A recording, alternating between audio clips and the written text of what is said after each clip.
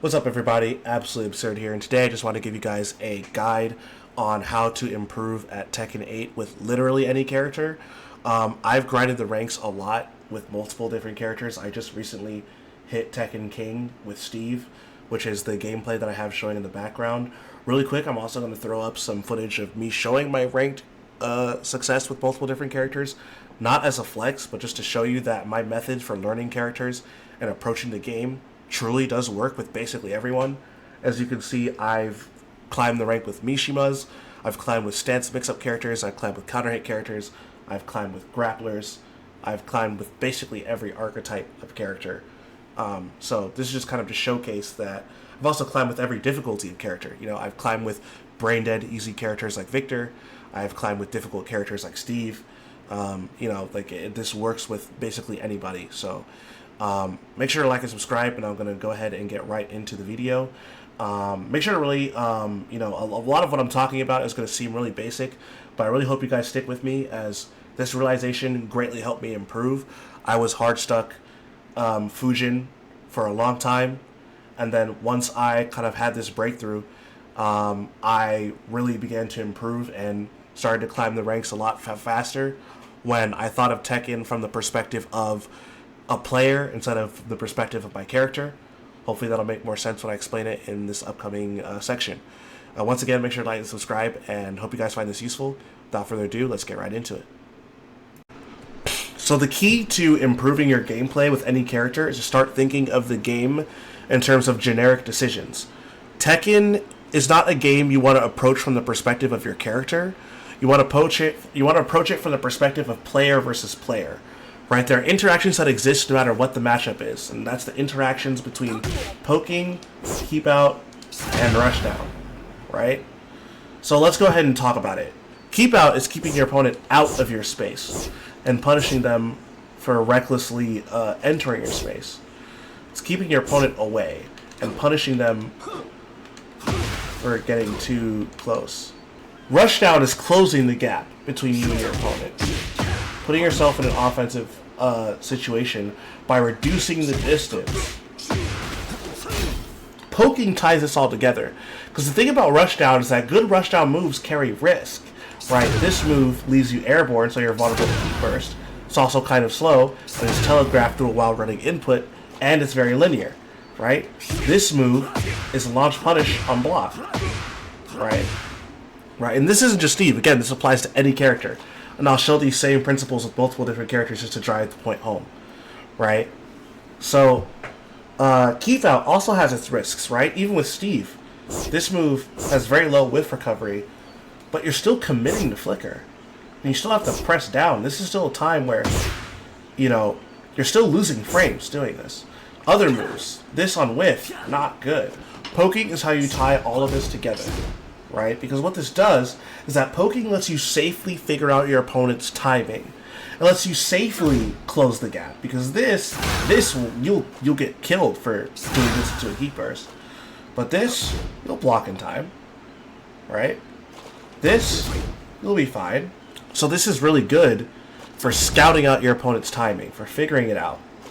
And then, when thanks to your pokes, you begin to understand when your opponent is going to get more aggressive. You could use your pokes to bait this aggression, and that plays right into your keep out. Or your poking makes your opponent stand still, and that allows you to force your mix-ups. Right? And so again, this applies with any character. I'll go ahead and switch to another character that I play, and you'll realize this holds true even then. So here we have Eddie Gordo, who is completely different from Steve. This character is not at all like Steve. He's a stance mix-up oriented character, right? Doesn't at all have the pokes or the keep out that Steve does. We can still apply the same principles. See, we can still use our pokes. We still have our 1-2. We have our down forward 1. We have our down forward 2. We have our 4-4, right? You have our down 4. We have our down 3. We have our down forward 4. Right? We still have these pokes to figure out our opponent's timing. And then when our opponent is standing still, that's when we can use moves like forward 4. Or, sorry, forward 3. and immediately get a free mix-up.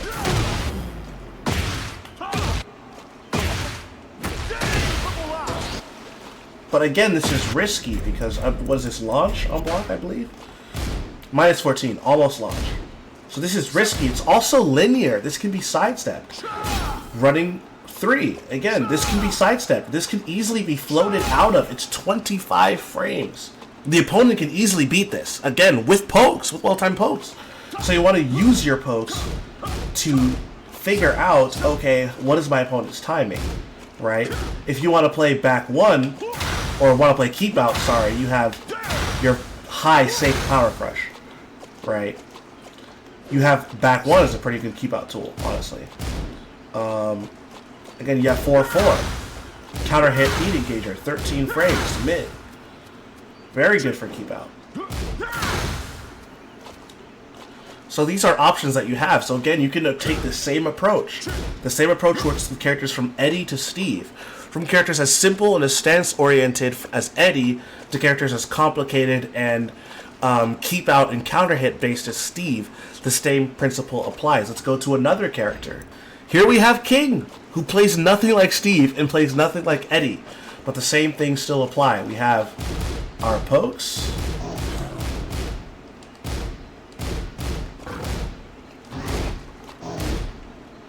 Right, we have, you know, our pokes here. Can't forget this incredible poke, down forward 2. King is no slouch when it comes to pokes. And then, of course, we have his rush down.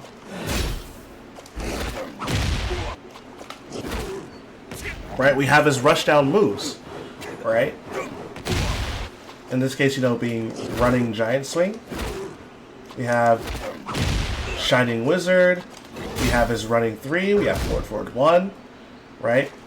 Forward neutral 2. And then for keep out, we have, you know, our Jaguar step.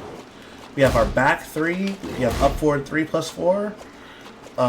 We have our down forward 2.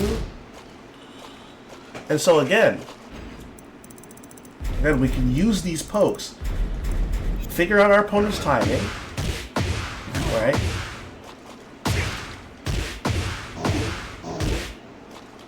We use these to figure out opponent's timing, get them to stand still, and once they're not sidewalking us, once our Shining Wizard is no longer getting stepped, or our Giant Swing isn't getting stepped, or this isn't getting stepped, we can figure out how to, you know, close the gap. And start applying our mix-ups. Right, so this, as you can see, this applies with every single character. This is just Tekken fundamentals, which applies throughout the entire cast, no matter what style of play you use. So the key is not focusing on these character-specific things. It's focusing on general Tekken rules and fundamental Tekken gameplay, right? So how do you apply this? It's simple. You want to learn, and I would recommend learning this through quick matches, because this is a whole different way of seeing the game. Okay, you don't want to lose practicing this in ranked matches, so go to quick matches to practice this. But instead of focusing on what is a good decision for your character, focus on what is generally a good decision regardless, right? So think about, what type of poke do I need here? Should I be poking? Or should I be playing keep out? Or should I be playing rush down? Right? So think, if you decide I need to poke my opponent because I don't think I have enough information on how they play, I need to safely gather this information, right? Then poke away. Whatever pokes you think are good, maybe throw a few low pokes in there, whatever is your play style, right? And then maybe you score a hit, right? See if you can transition this into aggression, right? See if you can, right, you know, transition this into offense, right? Or frustrate your opponent, make them whiff, boop, right? I see some kings even whiff punish, whoops, with this. I see some kings whiff punish with that. You know, do what you need to do, right? Use your pokes to either set up, you know, figure out your opponent's timing, adjust as needed, right? If your opponent's getting super aggressive, you're frustrating them like crazy with your pokes, and they try to kind of bum rush their way in.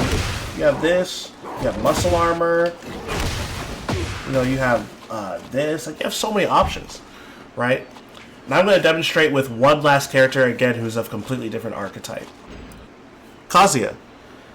You see Kazuya, and Kazuya's notoriously not great poking. I mean, his down forward one's 15 frames. His back one string is a high mid that is punishable on block. Minus 14. 12 frame mid, this is minus 13. Minus 10. Minus 19. Right? Like, you see? Right? His best options he has is Demon Paw. He has to work this down forward one. He has to use his jab. So even though Kazuya isn't good at poking, you can still do this. Kazuya still have to play the poking. Even though they don't have the frames, right? You still have to do this every now and then. Because again, you need to feel out your opponent's timing, right? If you can play keep out, if you can throw electrics, I'm not very good at electrics. But you know, you can use this to as an excellent keep out. Excellent keep out. Also a great pressure tool. Well, my controller's messing up. It's also a great pressure tool, right? As you can see, every character has these options, right? Then, of course, for rushdown, of course, Kazuya is not, you know, lacking in that department, right? Plenty of moves for rushdown, right? Plenty, right? He's not lacking in that department. Kazuya is not lacking in that department, right? But we see he can do the same thing. He can use his jab. He can use his down forward one, right? You can use your while standing 4.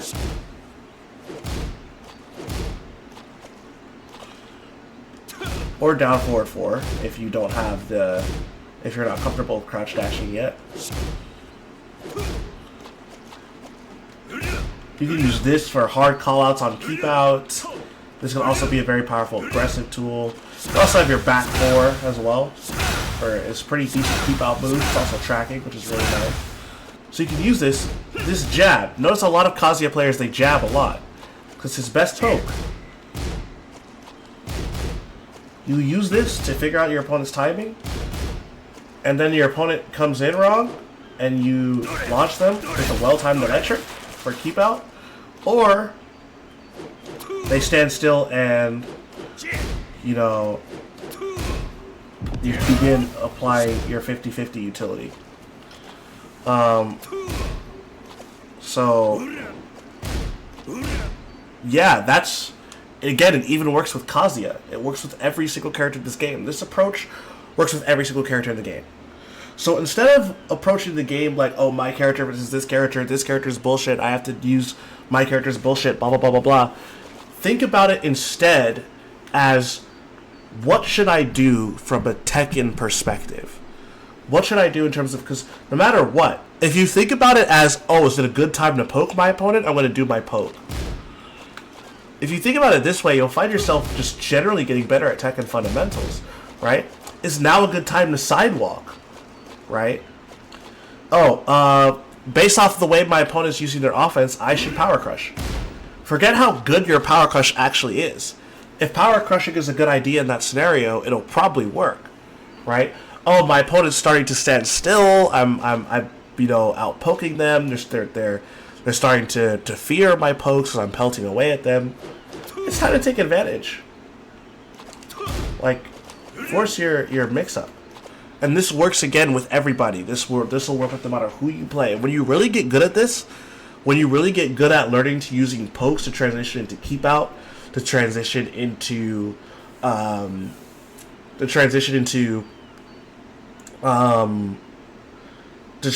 rush down, when you use this to transition into just using rush down to transition to keep out, using keep out to transition to rush down, right? Just using these tools and think about it as just in terms of using types of tools to get types of responses, right? You need an evasive low, okay.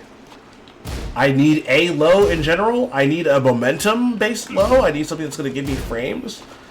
Oh, I need a gap closer with plus frames, right? I need to counter hit launch my opponent because I got my opponent's timing, every character will have some sort of tool that either exactly fits the bill or sort of will do the job, as long as you place it properly.